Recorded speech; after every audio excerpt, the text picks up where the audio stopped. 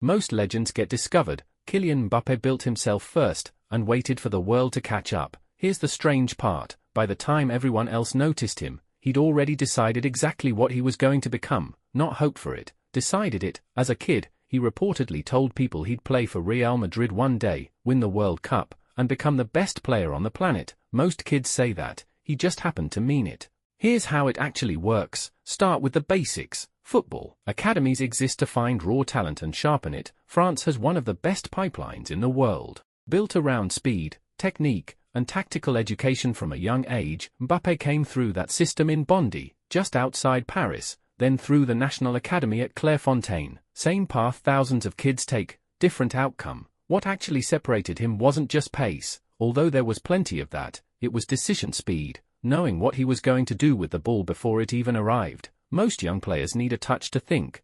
He didn't. He'd already chosen the next 3 moves. That's the core mechanic of a generational talent, not just being fast with your feet, but being fast in your head. Everything else is built on top of that. Now here's the part that confuses people. You'd think a prodigy like that gets fast-tracked straight to a giant club. He didn't. He signed with Monaco, respected, but hardly a superpower, and that was the smart move, not the modest one. Smaller clubs give young players minutes, giant clubs give them a seat on the bench and a very nice jersey. Monaco let him play. Real minutes, real pressure, real mistakes. By 17, he was their youngest ever player. By 18, he was their best one. The lesson nobody tells you. Sometimes the fastest way up is the slower-looking path, whether the big clubs like it or not. Talent finds its own route. Then came the escalation everyone actually remembers. Paris Saint-Germain signed him in 2017, and a year later he walked into the 2018 World Cup in Russia as a 19-year-old with something to prove. He scored against Argentina in a sprint that looked less like football and more like a getaway.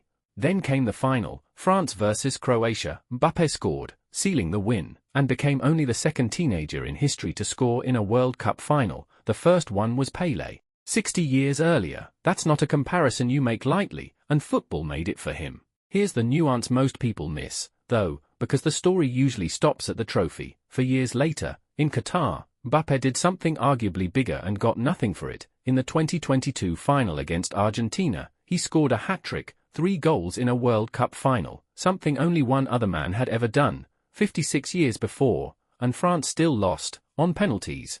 So remember that the next time someone tells you sport rewards greatness fairly, sometimes it just rewards whoever's turn it is. Which brings us to right now. This 2026 World Cup, hosted across the US, Canada, and Mexico, opened with Mbappé doing what Mbappé does, a brace against Senegal, including a strike from 30 yards that arrived with about as much warning as a fire alarm. That goal also made him France's all-time leading scorer, passing Olivier Giroud's long-standing record. Is now sitting just behind the sport's most exclusive scoring company at the World Cup, Pelé and Maradona names, with real ground still to make up.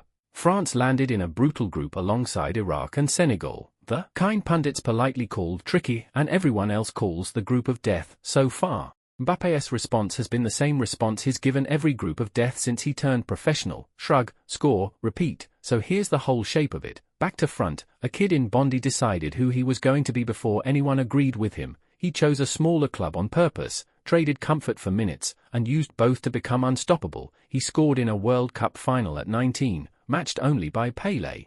Then scored a final hat-trick at 23 and still lost. Proof that the result and the performance don't always shake hands. And now, years and trophies later, he's still doing the same thing on the same stage, just with more zeros on the contract and slightly less hair gel. None of it was luck, all of it was decided in advance. The game didn't change, you did. You're welcome. Subscribe if you like this, it really means a lot.